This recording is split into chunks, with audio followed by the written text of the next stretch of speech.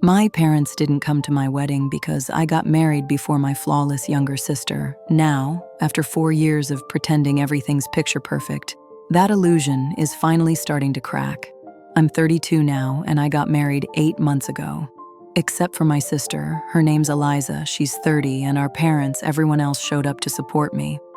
Their decision to skip it stung, but honestly, I wasn't too surprised that Eliza didn't come. We've never been close. Given our history, I probably should have seen it coming. Let me explain a bit about how things worked in our family. It wouldn't be fair to say my parents favored Eliza for no reason. She really did seem to shine at everything. No matter where we were, people always noticed her first.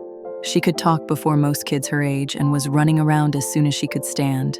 She swept every school contest, spelling bees, science fairs, talent shows, you name it.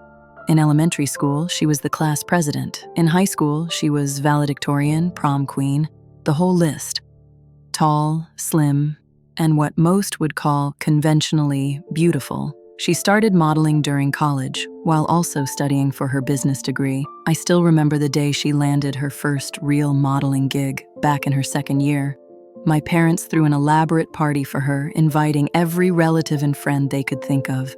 They even framed her first headshot and hung it right above the fireplace. It's still there.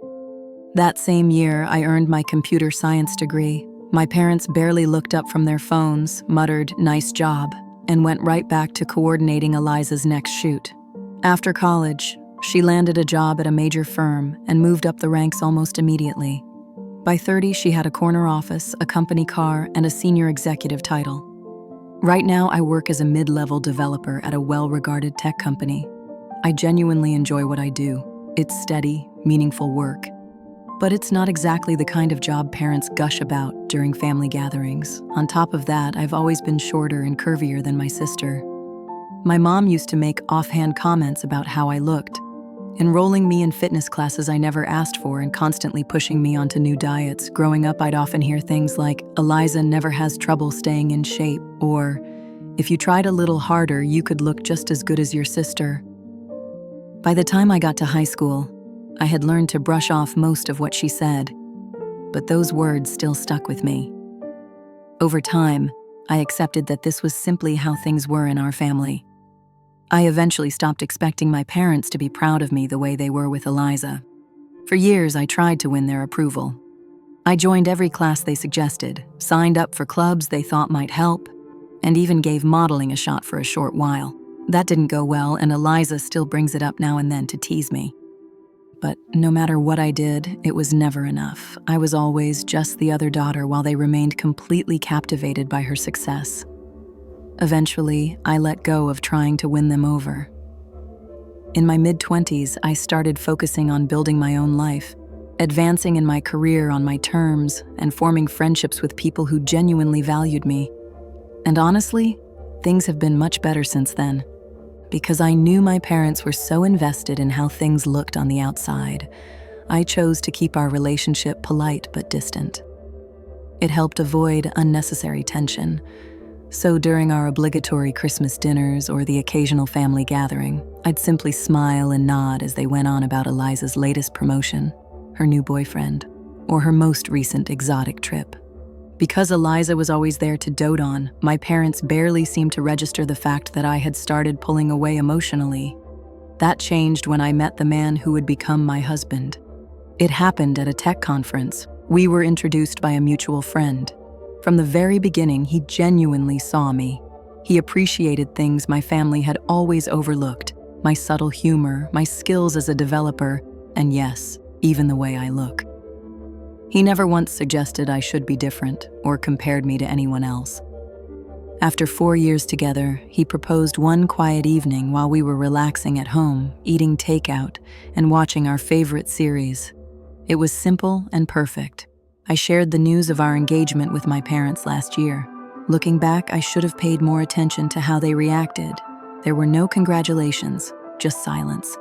My mom eventually asked if I was sure, then hinted that I might want to focus on getting in shape. My dad barely said anything. At our engagement party, my husband picked up on their behavior, though I was too overwhelmed to truly process it. They spent most of the evening huddled over my mother's phone in the corner. Later, he told me he overheard them on a call with Eliza, who, from the sound of it, was crying. They were whispering about how this wasn't supposed to happen, that they never thought I'd be the one to get married first. He caught bits and pieces about delays in Eliza's wedding plans, even though she wasn't even engaged at the time. My mom had already created several Pinterest boards for Eliza's future wedding and showed little interest in helping me plan mine. When I found the dress I loved, a simple, elegant A-line gown that made me feel beautiful, her only comment was that it was practical and worked for my shape. In the end, it was my soon-to-be mother-in-law who embraced me like her own daughter that helped with most of the arrangements. My fiancé and I went over every name together, carefully checking the guest list before we sent out both digital and printed invitations, making sure no one was missed. I know for certain that my parents received their invitations, both digital and printed. The online version even showed red receipts. When I noticed they hadn't responded, I tried reaching out multiple times through calls, texts, and emails. Most of the time, I got no reply. On the rare occasions they did respond, it was vague excuses about packed schedules and needing to check their availability. I didn't have the bandwidth to dwell on it. I was deep in wedding prep and there was so much to do. Thankfully, my in-laws were incredibly supportive. They helped with everything: seating charts, flower choices, even the beautiful bridal shower my husband's sister put together. No one ever brought up the noticeable absence of my own family, even though it was hard to ignore that my parents weren't there. The wedding day itself turned out lovely. We had a morning ceremony in a peaceful garden, followed by a relaxed afternoon reception. Everyone kept saying how happy and connected we looked, and in truth, we were. Still, there were moments when their absence felt almost like a weight, like when I noticed the front row seats left empty, or when the father-daughter dance quietly slipped by without me. After our honeymoon, I finally tried to talk to them. When I got them on the phone, they said they were deeply offended because, according to them, they never received an actual invitation. My mom went on, accusing me of being careless, claiming she had always dreamed of helping her daughters plan their weddings, and insisting she couldn't understand why I would deliberately leave them out. I was stunned because I knew we had sent both the paper and digital invites.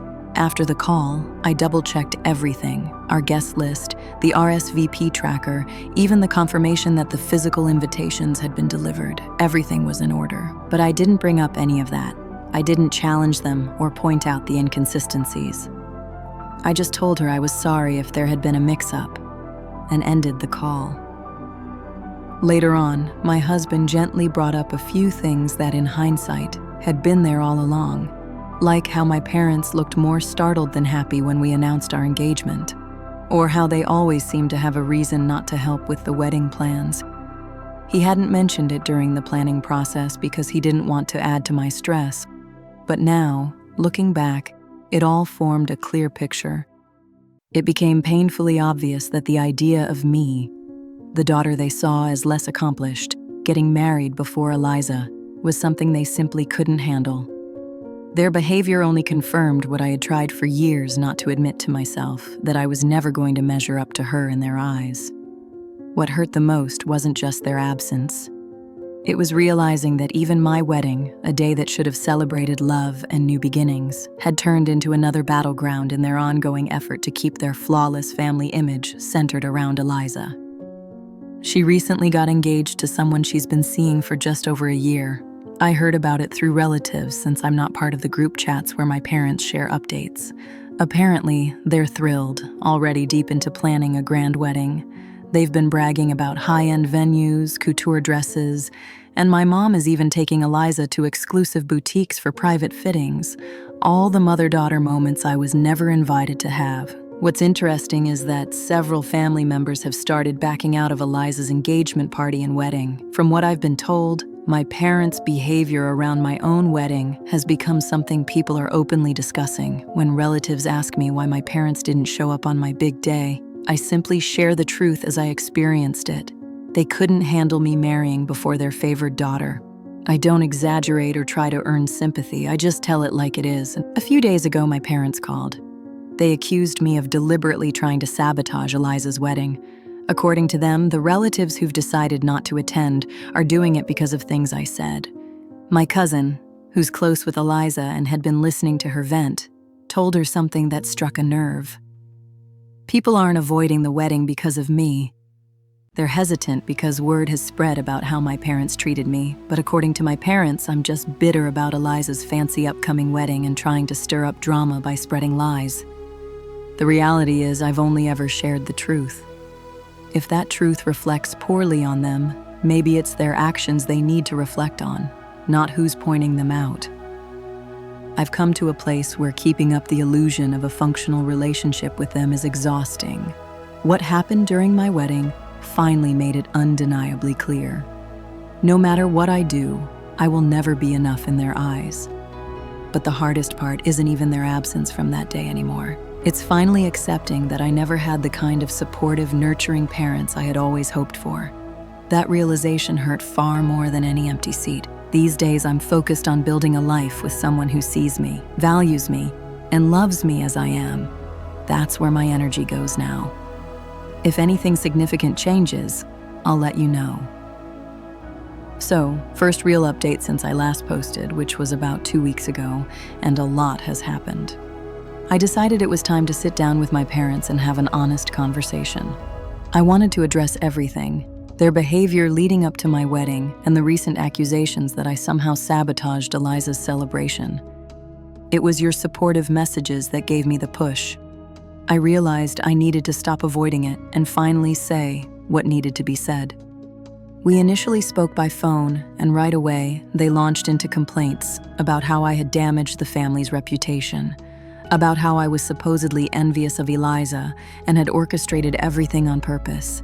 That was something I had never done before, been accused of such manipulation. This time, instead of rushing to defend myself like I always used to, I simply agreed, but not in the way they expected. I told them, "You're right. I am envious, but not of Eliza's job, her success, or how she looks. I'm envious of the steady love and encouragement you've always given her, something you never once tried to extend to me." There was silence on the line.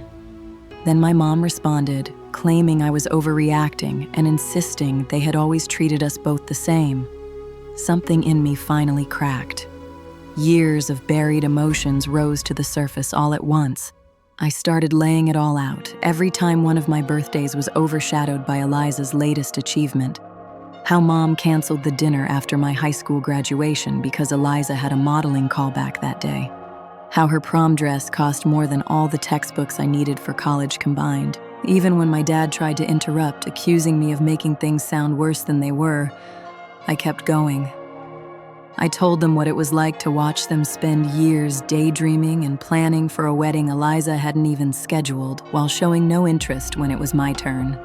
I described how painful it was to look out and see their seats empty on the most important day of my life.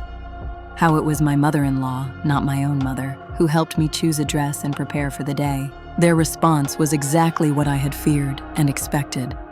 Instead of listening or trying to understand, they turned it back on me. "Why didn't you ever say anything if this is how you felt?" they asked, as if I hadn't been trying to speak up my whole life. My mom insisted I was being unfair by discussing any of this with other relatives. My dad said I was being mean-spirited. Then my mother said something that made everything unmistakably clear. "We never thought you'd go so far as to try and ruin Eliza's wedding out of bitterness," she said. "But we always knew you felt insecure about her success. That's not how we raised you." And in that moment, I realized something important. They weren't really hearing me at all. In their eyes, none of this had anything to do with their choices or my feelings. Everything still came back to Eliza. Even in a conversation meant to address the pain their absence caused at my wedding, they were more concerned about how this might affect her upcoming marriage. For the first time in my life, I didn't try to smooth things over. I didn't backtrack or apologize. I just spoke honestly. I told them, "You're right on one thing. You did raise me. You raised me to believe that I would never be enough, that Eliza's milestones would always matter more than mine, that keeping up the image of the perfect family mattered more than how I felt, but you also taught me, without meaning to, that I deserve more than this." There was a long pause before my father responded. His voice was even, almost detached. "Maybe we should stop pretending we're good parents since you've clearly already made up your mind. You seem to enjoy watching us suffer. We thought, as family, you'd want to help fix things, but it's obvious you've chosen your path." Then my mother added the final blow. "Maybe you just couldn't handle not being the focus for once. We always did our best to treat you both the same. Rebecca, that's not on us. You chose to play the victim." I didn't argue. What was the point? Everything they said only confirmed what I had finally come to understand. They couldn't take responsibility for any of it, even now. So I just said goodbye and ended the call.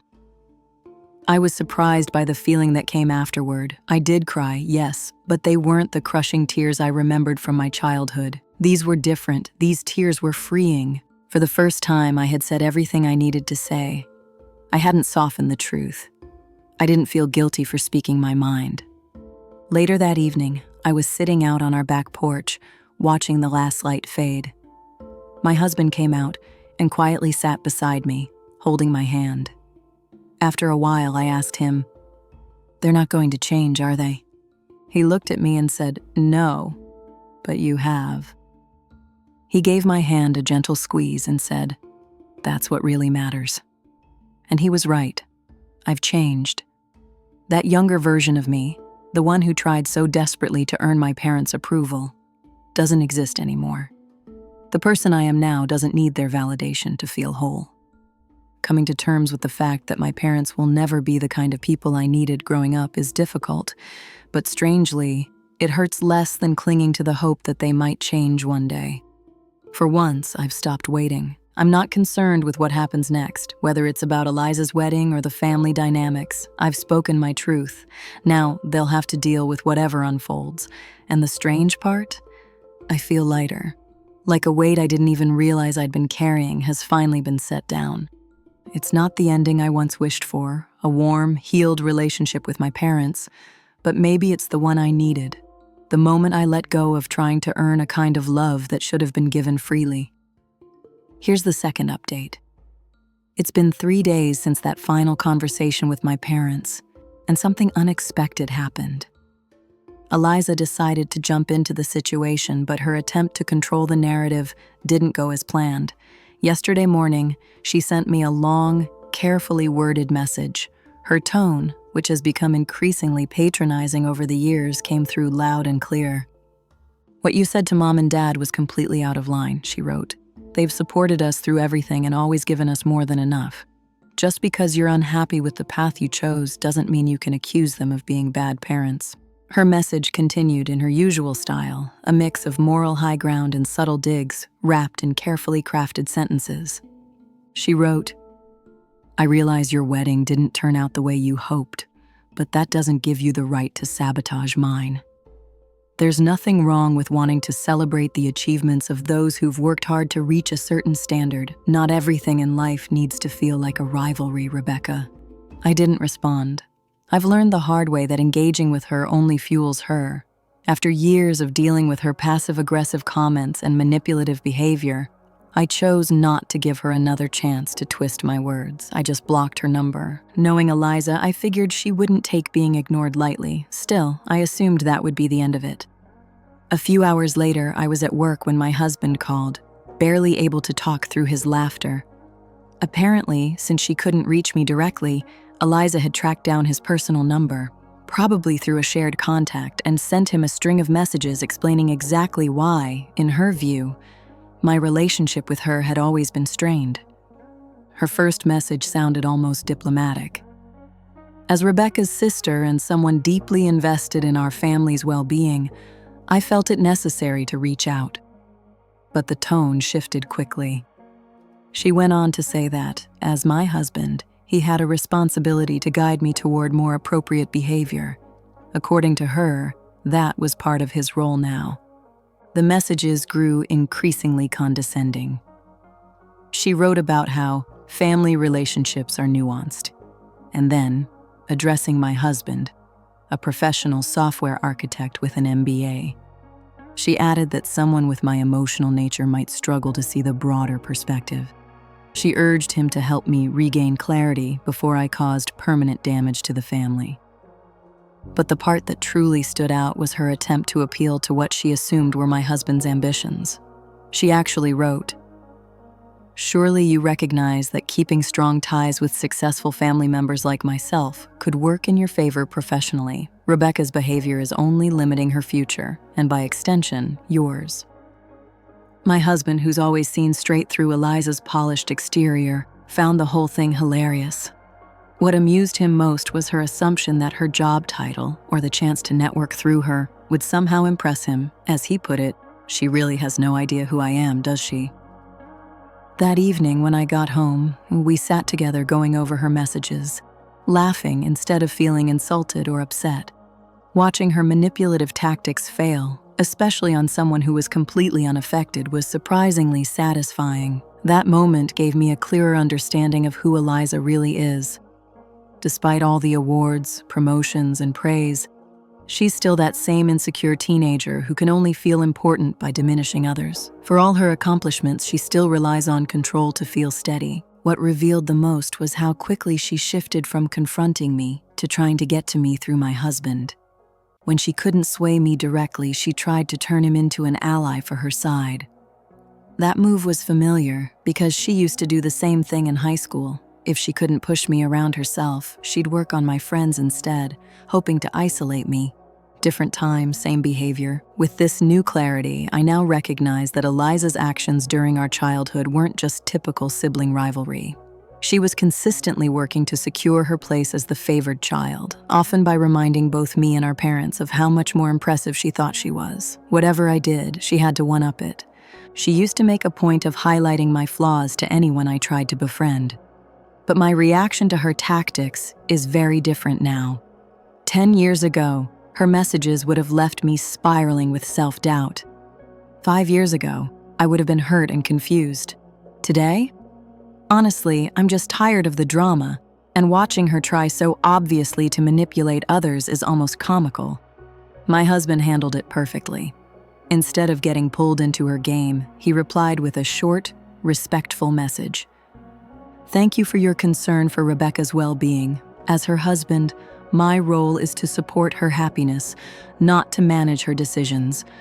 I suggest directing any future concerns to her directly. Wishing you all the best." Not long after that, Eliza sent one final message. "I see she's turned you against the rest of us too. Don't say I didn't try to help when everything falls apart." The irony wasn't lost on me.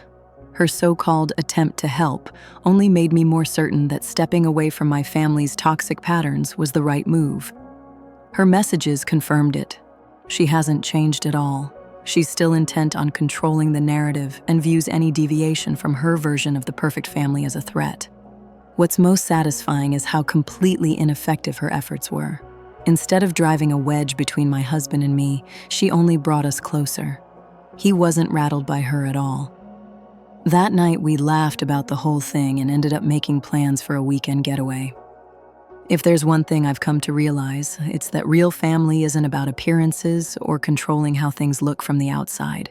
It's about support, honesty, and choosing each other, even when it doesn't follow someone else's script. It's about showing up for each other, sharing joy, and offering real support, even when the pressure comes from someone as close as your own sibling. I'm more sure than ever that keeping my distance from Eliza's wedding chaos is the healthiest decision I could make. Rather than being pulled into my family's constant tug-of-war over control and image, my husband and I are choosing to focus on what actually matters, building a life that feels peaceful and genuine. People say success is the best kind of revenge, but I've come to believe real success isn't about proving anything to others.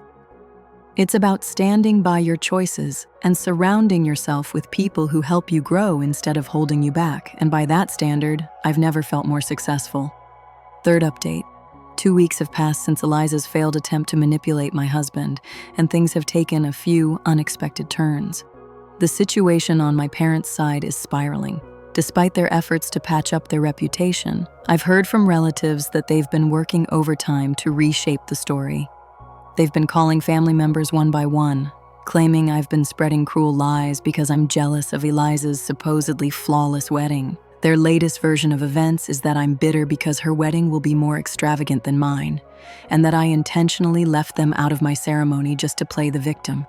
What's absurd is their insistence that I sent invitations to outdated addresses, despite the fact that they've lived in the same house for 3 decades and still use the same email addresses they've had since email became a thing. The silver lining, their frantic attempts to control the damage aren't working, not even close. No one in the family is buying their version of events.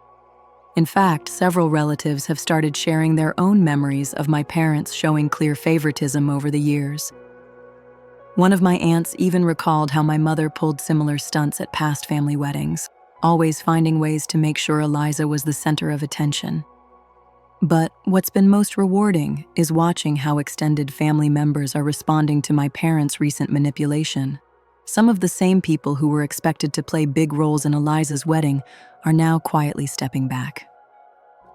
Word has it that the fancy venue my parents secured through a family connection might no longer be an option. Even a family friend who owns a high-end boutique recently ran into some unavoidable scheduling issues. Things came to a head last weekend. At a casual family gathering, someone made an innocent comment about my wedding photos. And apparently, my mom lost her composure. Out of nowhere, she launched into a defensive rant, claiming I'd changed since getting married and was trying to tear the family apart. But her outburst had the opposite effect. It shocked several relatives who hadn't fully known what had been going on, damaging the carefully curated image my parents had worked so hard to maintain. The irony is hard to miss. The more they scramble to protect their idealized version of our family, the more cracks start to show. Every time they try to excuse their absence from my wedding, they just reveal a little more of the truth. People are noticing. Relatives who once tried to stay neutral are now choosing sides. Just recently, my dad's own brother, who has always kept quiet for the sake of keeping the peace, pulled me aside and apologized for not speaking up sooner about the way they've treated me. He's decided not to attend any of Eliza's wedding events, even those involving extended family. I haven't had to explain or defend myself. It's all unfolding on its own. The truth has a way of handling things better than I ever could. As my sister and parents try to control the narrative, their own behavior keeps revealing exactly who they are. Looking back, I see that all those years I spent staying quiet, trying to keep the peace, really just gave them space to continue treating me the way they always had. My silence didn't protect anyone. It enabled them. My husband put it into words better than I ever could. They built this image of a perfect family over decades, but it was propped up by favoritism and emotional pressure. Sooner or later, it was bound to collapse. As for me, I'm genuinely doing well.